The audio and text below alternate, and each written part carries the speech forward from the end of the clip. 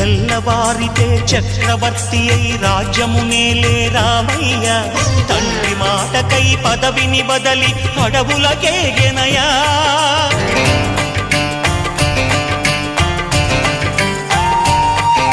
మహిలో జనులను కావగ వచ్చిన మహావిష్ణు అవతారమయ్య ఆలిని రక్కసుడపహరించితే ఆక్రోశించెనయా అసురుని త్రుంచి అమ్మను తెచ్చి అగ్ని పరీక్ష విధించెనయా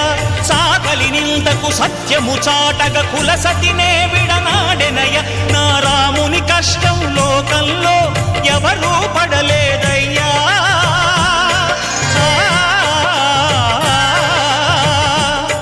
నా రాముని కష్టం లోకంలో